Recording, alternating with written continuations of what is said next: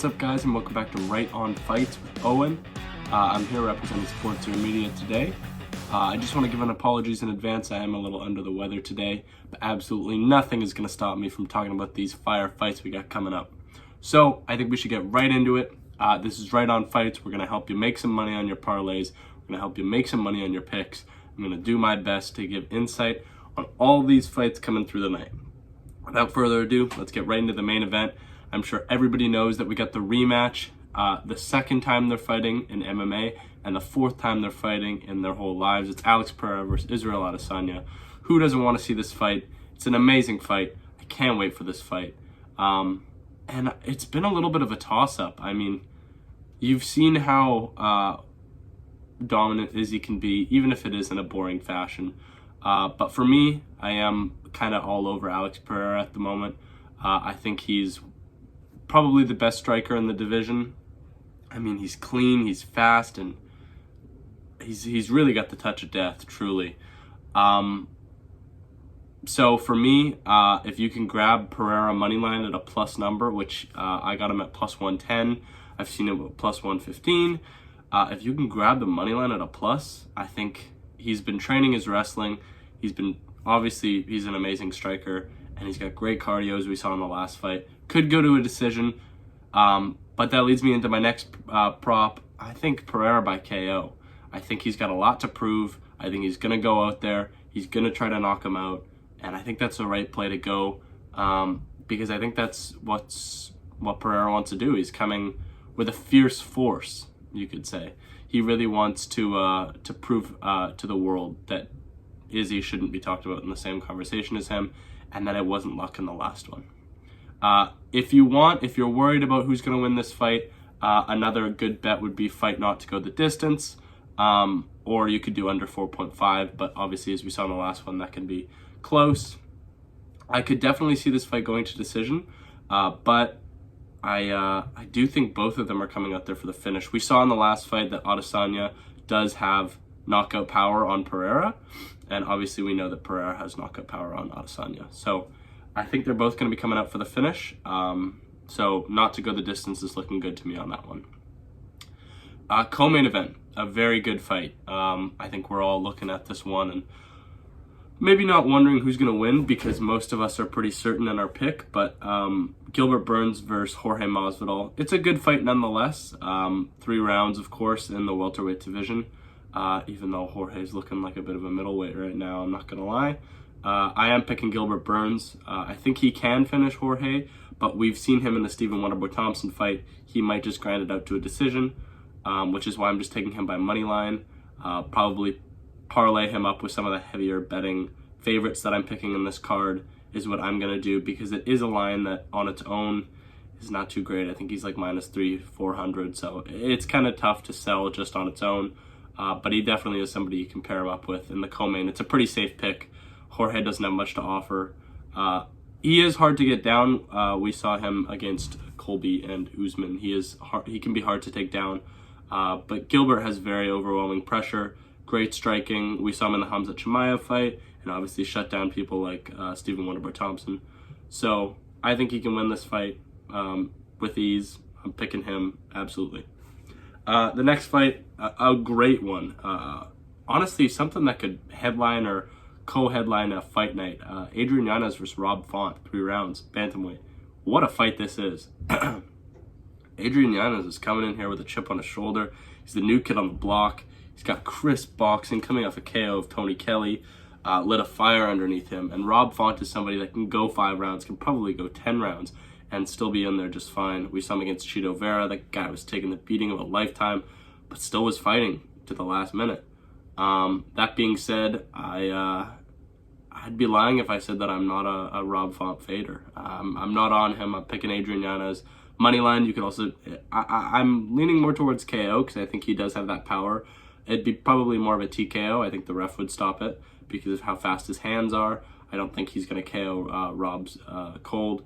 So maybe if you can get a prop bet on a TKO, that'd be smart because I don't see a cold KO. But I do see Adrian Yanez winning this fight. Could go to a decision. I think he can 30-27 him. I think he can also get a standing TKO.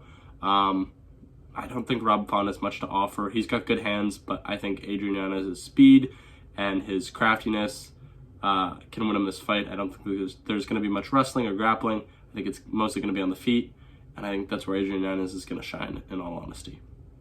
Moving on to the next fight, Kevin Holland versus Santiago Ponzinibbio. Currently, obviously, we saw some confrontation with Jorge Masvidal and Kevin Holland, and then Kevin Holland goes on Instagram and says, "Oh, now my fight's going to get changed around." But for the time being, it is Ponzi versus Kevin Holland, and I am taking Kevin Holland here. I'm a pretty big Kevin Holland fan. I think even though he lost to Wonder Boy, I think he looked great in his last fight. He broke his hand. He couldn't continue because of that, but that didn't take him out of the fight. I mean, he was still in there with a broken hand. Obviously, Ponzi's coming off a good last fight, a KO comeback against Alex Morono. And I think that leads me into my first prop for this fight, which is Kevin Holland by decision. I think Ponzi can be pretty hard to finish, and obviously Kevin does have finishing power, especially because he's moving down from middleweight in previous years, but I don't know if he... I feel like Ponzi is so big for the weight class, and we've seen his chin be tested. He's hard to knock out.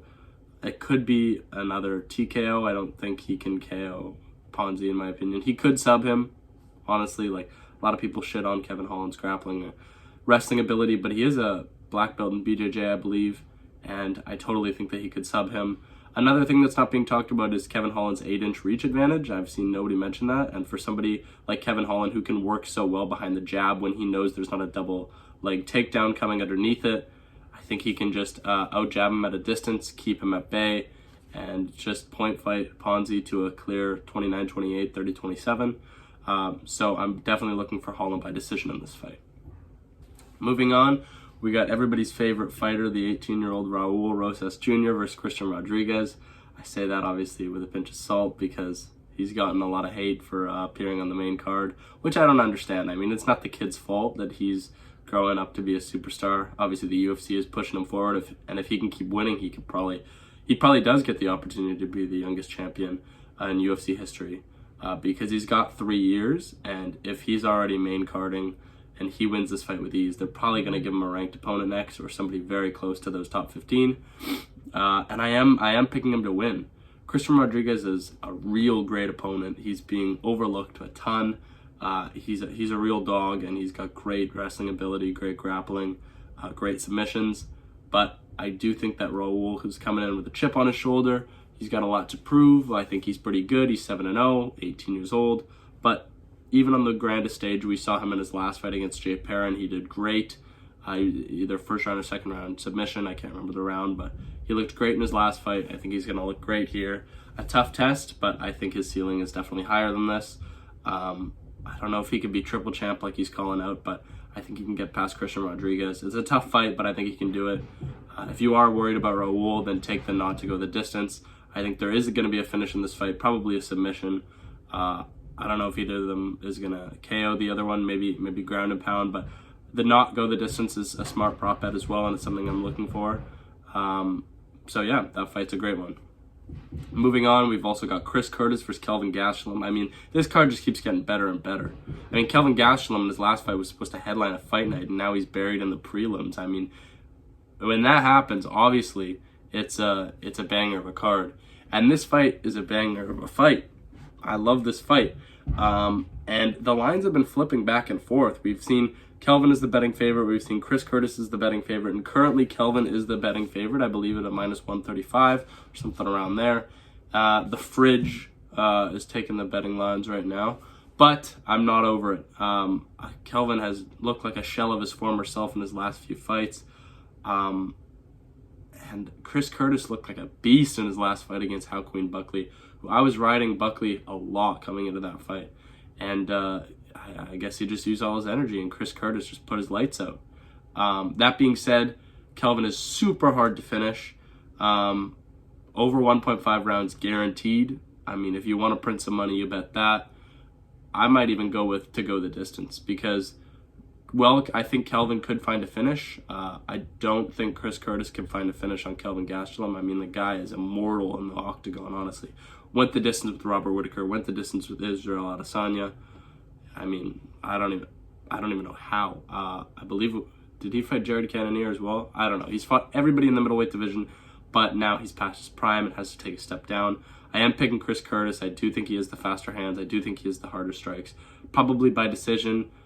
Could find something in the fight. I'm not sure, but over 1.5 rounds guaranteed. If you want to be safe, I'm probably going to go the distance. And when I get plus 110 or plus 115 on Chris Curtis, I'm going to take that as well. Moving on, we've got Michelle, the Karate Hottie Waterson Gomez versus Luana Pinheiro. Now this fight is also not too easy to pick. Obviously Michelle is now 37. If you've been looking at her Instagram, she looks like she's about 24. Not sure if they got her on anything. I don't know if they're testing her too well right now. Obviously she's coming off she's 1-4 in her last, 1-4 in her last 5. Now, when you say that alone, it doesn't sound very good. But those losses are coming to Joanna, Carla Esparza, Marina Rodriguez, and Amanda Lemos. I mean, that's the top of the division right there. And then she is coming off a 5-round decision over Angela Hill. I'm picking her in this fight, right? Luana Pinheiro is only 29, and maybe I'm crazy because Michelle's like a plus 150 underdog, and obviously Luana Pinheiro is coming off a lot of fight win streak. I'm looking at it now, but I'm picking the Karate Hottie. If she can get her hands going, I think she can outstrike her. I mean, it's probably going to go the distance if we're being honest, but they do both have finishing ability. We saw Luana Pinheiro's acting against Randa Marcos. Maybe there'll be a DQ this fight, and that'll mess up to go the distance. But I am picking the Karate Hottie. If you want to go if you want to go prop, you go probably by decision for the women's fights. But I'm probably gonna stay away from that and just take the nice little juicy underdog on Michelle Waterson. Then we move on. Carl Williams versus Chase Sherman. Short notice, was supposed to be Chris Barnett against Chase Sherman. And if I'm being honest, I'm staying away from this fight. I mean, you can take Carl Williams, that's the obvious pick, but he's like a minus 500. I don't know. Both of them are training for striking. Chase Sherman was training for Chris Barnett, who is primarily a striker, and Carl Williams is primarily a striker as well. I mean, there's a good chance this fight doesn't go the distance, but I do think it might go over 1.5 rounds. Just stay away from this fight. You can take Carl Williams money line and pair it with or with Gilbert Burns, somebody like that.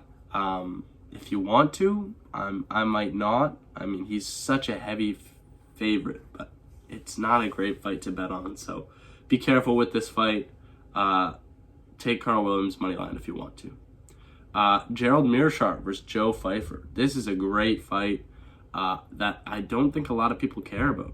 And that's surprising to me because GM3 is the man of my nightmares. I mean, this guy, ever since getting one punch KO by Hamza Chimaev, has just looked like another beast.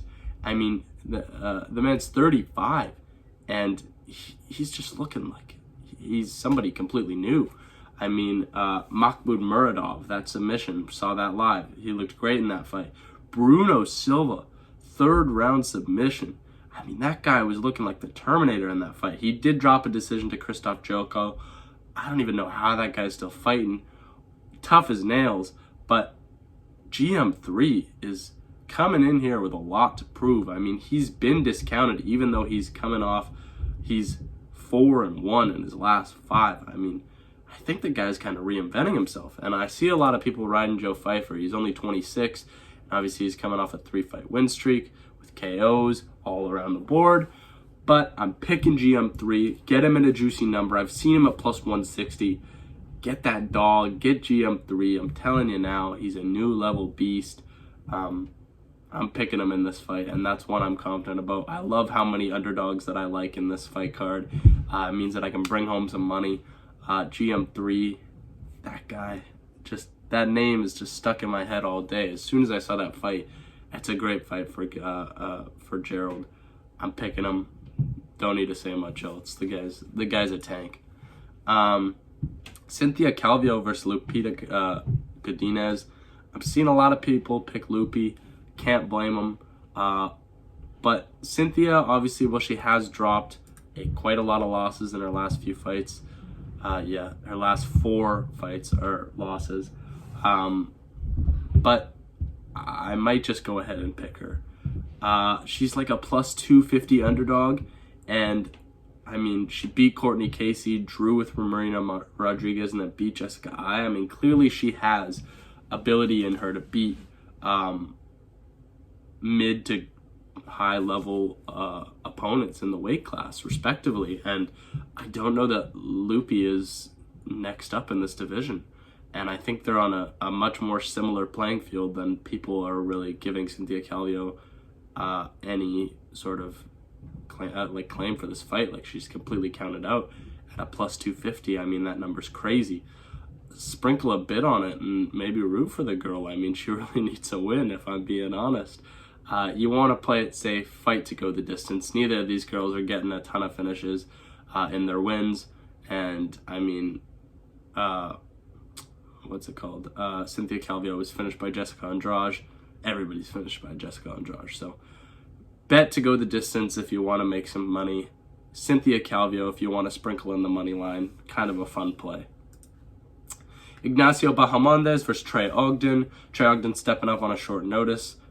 Thank God, because I love Ignacio Bahamondes and I'm very happy to still see him on this card. That being said, Ignacio Bahamondes all the way. You can take finish. Obviously, he's got submission threats and KO power. Just take his money line. Obviously, it is a heavy favorite. You could take him by KO as well, or by finish in general, because he definitely has more finishes than he does have decisions. So 9 KOs, only 1 submission, but we've seen him. It was his last fight that he got a submission. We've seen him. He's great on the ground. So the KO isn't a bad prop bet, but I'm probably just going to take the money line. Bahamondes, we've seen the spinning wheel kick KO in his last, the fight before his last one. I mean, the guy has cardio, the guy has a chin, and the guy can strike with anybody on this planet. I love the guy. He's crafty. He looks great in the octagon. I'm glad he's getting a stage to shine on. Even if he is the second or third fight of the night, I don't care. He's going to blow the roof off this place. It's a 160-pound catch weight, which means Ogden's going to be cutting weight twice. Probably susceptible to catch a couple strikes on the chin, and he might just go down early. Stay away from round betting because Ignacio's got the power to shut his lights off in 1. Take Ignacio Bahamondes. That's going to hit. Or, if you want to be safe, you're worried about Ignacio, or you don't really like the line, take not to go the distance. Trey Ogden in his wins, he finds finishes. Both of them are finishing machines. Take not to go the distance, cash it as well. And then the last fight I'm going to be talking about probably would go to court for the mispronunciation of this guy's name. Nurdanbieke Shaylan versus Steve Garcia. Now, it is a great fight. Don't get me wrong. I don't really know much about the latter. I do know, the first guy I talked about, Wolverine, that's his nickname. That's just what I'm going to call him from China. I did watch Steve Garcia in his last fight, KO win over Chase Hooper. And he's coming in a pretty heavy betting underdog. And the reason I believe this is because Wolverine from China, well, only being 28, the guy's 39-10. That's his record. This guy's 28 and coming into his 50th fight? What the hell? Like, what are they doing out in China? How many times a year is this guy fighting? Obviously, he did drop a decision to Josh Kubalo in his first UFC fight, or Kulabau, sorry. But Josh is great, and he really has finishing ability, so it's good to see that he's not finishing him. And then coming off a 3-fight win streak in the UFC now. The last fight was a KO. First 2 were decisions. That's why I would say stay away from prop bets, because in his wins and in his losses, they both find finishes. They both find decisions. If you want to sprinkle some on Mean Machine Steve Garcia, maybe by KO, sure, go ahead. I like the number there, but it's probably a fight I'm going to stay away from. It's one I'm going to keep my eyes on, but it's hard to bet on. Second fight of the night, going to be a great start. Gonna be a banger. Even if you're not betting on this fight, make sure you tune in. It's gonna be a striking masterpiece. That's gonna be a real fun fight, and I'm glad to see both of these guys in the octagon. And then first fight of the night, Jacqueline Amarin versus Sam Hughes. Probably staying away from this fight altogether. Don't know much about either girl, and I mean, I'll probably watch it, but the name value doesn't really get me ringing any bells, so I'm not too concerned with that fight. Anyways, to wrap up, it's a great fight card. Pick your poison. There's lots of fun picks. There's lots of fun fights. Gave you lots of props. To wrap up, just find some parlays from there. Like I know for me, I did Raul Rosas and Adrian Yanez, kind of pair the youngsters together. Alex Pereira, I'm taking straight. Gilbert Burns, you might want to pair with Kevin Holland. I always like to pair people close to each other on the card so I don't have to wait a while. But it is a real fun card through and through. Put it on your TV, watch it all night, have it going throughout the day, and just watch all these fights. I mean, once we get into the thick of the card, I mean, if you're not glued to the TV, then I don't know what's wrong with you, really. Get some food and sit down on the couch. Enjoy the fights. It's Thursday today, 2 days away. Dateline Miami, 3:05. Cannot wait. I'll see you guys then. Make sure you get your bets in. Make sure you get your money coming in. This has been Right On Fights. I hope to do you well this weekend, and I hope to do myself right this weekend. Anyways, we'll talk soon. Enjoy the fights. Sports or media. Right On Fights. Out.